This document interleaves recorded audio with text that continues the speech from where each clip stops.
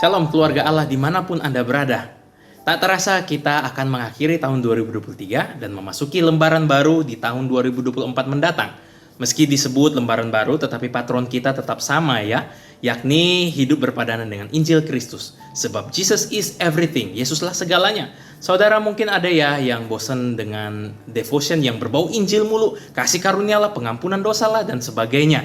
Meski kita sedang dalam bulan dengan pembahasan tema Natal, tapi devotionnya kok tetap saja bahas Injil mulu, Injil mulu.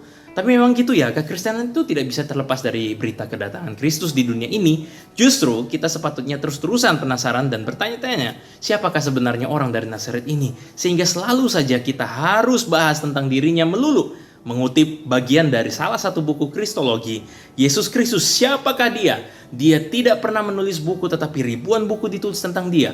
Dia tidak pernah mengarang lagu tetapi jutaan lagu ditulis tentang dia. Dia bukan panglima perang, tapi di bawah kolong langit ini setiap hari selalu ada orang yang menyerahkan dirinya untuk menjadi prajuritnya. Siapakah orang ini sehingga kelahirannya menjadi titik pembagian sejarah dunia, yaitu tahun Masehi. Yesus Kristus seorang tokoh historis yang pernah hidup dalam sejarah manusia. Tak dipungkiri lagi bahwa Yesus melampaui tokoh agama, ahli filsafat, atau tokoh politik manapun di dunia ini. Bayangkan saudara, di antara seluruh agama di dunia ini, hanya Kristuslah yang berbeda dan tampil mencolok dengan ajarannya yang anti-mainstream. Salah satu inti pengajaran Kristen paling fenomenal adalah Allah menjadi manusia, yaitu pribadi Kristus Yesus. Tidak ada agama lain mengajarkan hal yang serupa. Yesus datang ke dunia dengan membawa misi keselamatan untuk umat manusia. Tidak ada pribadi lain yang olehnya kita bisa selamat. Hanya Yesus sajalah. Yohanes 1 ayat 12 berkata bahwa Yesus, Allah rela menjadi manusia supaya semua orang yang menerimanya diberinya kuasa supaya menjadi anak-anak Allah, yaitu mereka yang percaya dalam namanya Yesus Kristus. Itulah sebabnya setiap orang Kristen harus senantiasa mendengarkan Injil, kabar baik tentang Kristus Yesus yang menyelamatkan kita dari dosa dan maut. Memangnya apa sih implikasi dari semuanya itu? Akhirnya saudara, melalui Injil kita diajar untuk tidak hidup sebagai anak-anak gampangan, orang Kristen manja atau cengeng yang hidupnya hanya berfokus pada diri sendiri.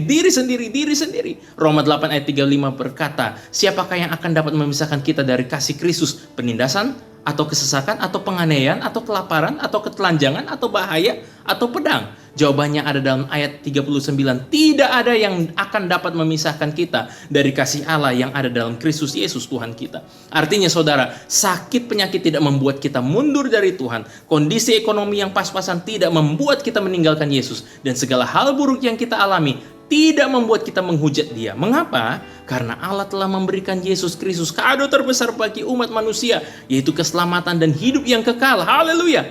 Yesuslah segalanya. Dialah yang telah menjadi korban penebusan sehingga kita yang percaya kepadanya memperoleh keselamatan.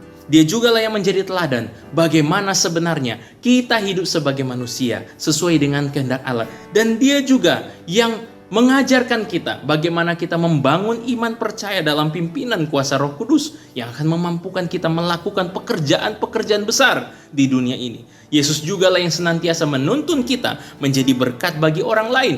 Yesuslah dasar iman kita untuk melahirkan keturunan-keturunan ilahi, yaitu generasi yang baru yang takut akan Tuhan dan hidup dalam kekudusan. Berani tampil beda untuk memancarkan terang Kristus dalam kegelapan dunia. Yesuslah segalanya. Doa saya kiranya Tuhan menolong kita mengakhiri tahun 2023 dan menatap tahun 2024 dengan menjalaninya dengan penuh harapan akan bimbingan Tuhan. Doa saya kiranya kita, seisi rumah kita, semua orang yang menjadi percaya pada Kristus. Demikian orang-orang yang kita doakan selama ini percaya bahwa Yesuslah Tuhan dan kemuliaan Allah dinyatakan bagi seluruh Indonesia. Sebab Yesuslah segalanya yang dibutuhkan semua orang di dunia ini. Mari kita berdoa.